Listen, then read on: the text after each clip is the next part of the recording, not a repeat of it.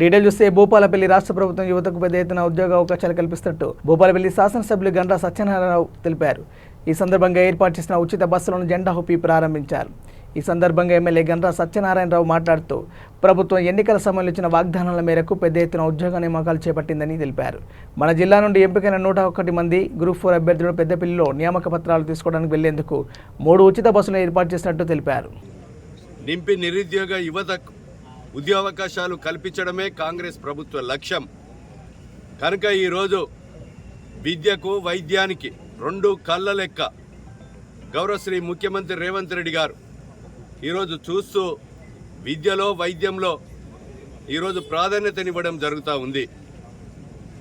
ఆ సమ్మర్ హాలిడేస్లలో కూడా వాష్రూమ్స్ కానీ రిపేర్స్, డోర్స్, విండోస్ రిపేర్ చేసి జూన్ 12వ తారీఖు నాడు పుస్తకాలు ఇచ్చి, నోట్బుక్స్ ఇచ్చి, డ్రెస్ ఇచ్చి, బూట్లు ఇచ్చి, మరి 12వ తారీఖు నాడు అందించినటువంటి ఏకైక ప్రభుత్వం రేవంత్ రెడ్డి గారి ప్రభుత్వం. వాళ్ళ ప్రభుత్వంలో పిల్లలు చనిపోయినా, రోడ్డెక్కి బాసరలో హాస్టల్ పిల్లలు నెలల కొద్ది ధర్నాలు చేసినా పట్టించుకునే దౌర్భాగ్య పరిస్థితి లేదు.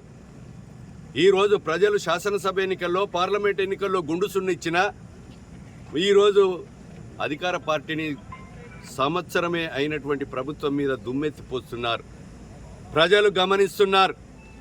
ఈరోజు మిగులు రాష్ట్రాన్ని 7 లక్షల కోట్లు అప్పు చేసినా నెలకు 6,500 కోట్లు మిత్తి గడుతూ సంక్షేమ పథకాలు, నిరుద్యోగ యువతకు ఉద్యోగావకాశాలు కల్పిస్తూ, ప్రజలకు ఫ్రీ కరెంట్ని అందిస్తూ, 10 లక్షల ఆరోగ్యశ్రీని ఇచ్చి, మహిళా సోదరుమణులకు ఫ్రీ బస్ పాస్ ఇచ్చి, 500 వంట గ్యాస్ సిలిండర్ ఇచ్చి, భారతదేశ చరిత్రలో 23,000 కోట్లు రైతుకు 2 లక్షల చొప్పున రుణమాఫీ చేసిన ఏకైక ప్రభుత్వం అది